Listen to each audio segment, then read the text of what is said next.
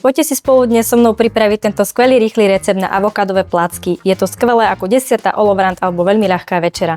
Deti to milujú, veď uznajte sami. Čo povieš? Akože moc dobré. Akože? Alebo naozaj? Naozaj.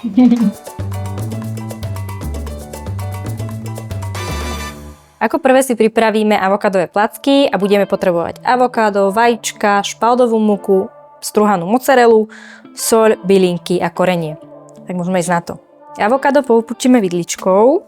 Takéto avokádo si už viete kúpiť aj v obchodoch, v mraziaku, čiže keď sa vám nebude chcieť avokádo lúpať a krájať, tak kľudne môžete kúpiť takéto.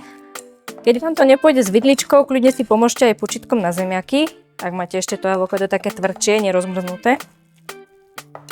Alebo kľudne aj ponorným mixerom, ak chcete tú konzistenciu úplne takú riedku, takú jemnú.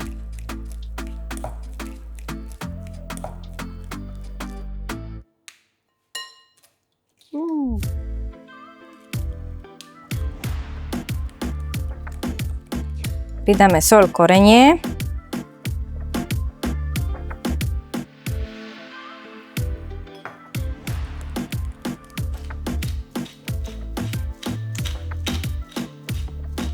Postupne primiešame mozzarellu.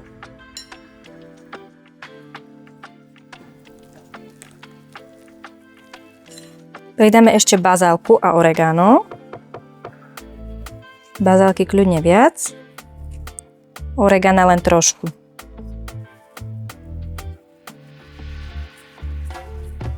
No a ako posledné budeme pridávať múku. Keď sa tam pridali tie bylinky, tak to krásne rozvoňalo.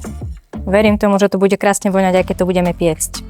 Dobre, cesto máme pripravené a môžeme ho dať na papier na pečenie. A medzi tým si nezabudnite rozohriať rúru na 220 stupňov. A zapnúť tam ventilátor. Kľudne si potom to cesto môžete nabierať lyžicou.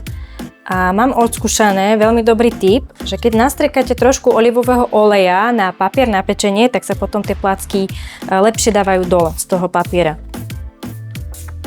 A oni sú niekedy aj také chrumkavejšie na spodu, keď sa tam dá ten olivový olej. Vytvarujeme si placky. Ak by sa vám s tým nechcelo takto hrať, tak kľudne si môžete rozložiť celé to cesto, alebo teda tú hmotu na celý papier na pečenie a kľudne to môžete do budúcna využiť aj ako tortilu, takú zdravú verziu, keď to dáte na tenšiu vrstvu. My máme radšej takto tie placky. A už veľkosť voľte kľudne podľa seba, ako vám bude lepšie. Ale odporúčam tie placky robiť také tenšie, aby boli chrumkavejšie. Tí, ktorí máte radi mäkšie cesto, také vláčnejšie, tak kľudne môžete hrubšie urobiť. Ak máte doma aj takéto tvarovatko, kľudne to môžete skúsiť aj s tým. Vy si nenaberajte moc veľa, ako ja teraz, ale aby to bolo tenšie.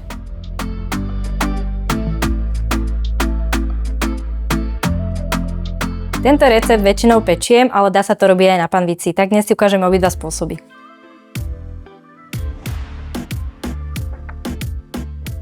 Pečieme 15 minút.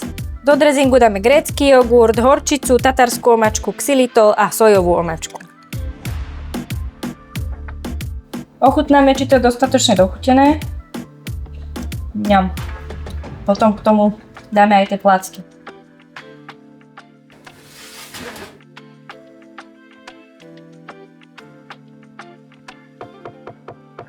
Placky máme upečené, dressing máme nachystaný a ukážeme si aj verziu na panvici. Na panvicu nastrikáme olivový olej. Kľudne to tvarovatko môžete použiť aj na panvicu. Tento recept sme sa rozhodli natočiť práve kvôli tomu, že ho od nás pýtalo viacero klientov, tak verím tomu, že vám to bude takisto chutiť ako aj im. Je to skvelé ako 10. olovrant alebo ako ľahká večera.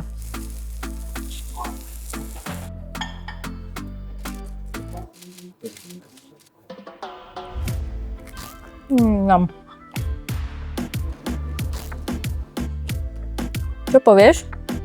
Akože moc dobré. Akože? Alebo naozaj? Naozaj. Toto keď vyskúšate, tak to budete chcieť robiť stále.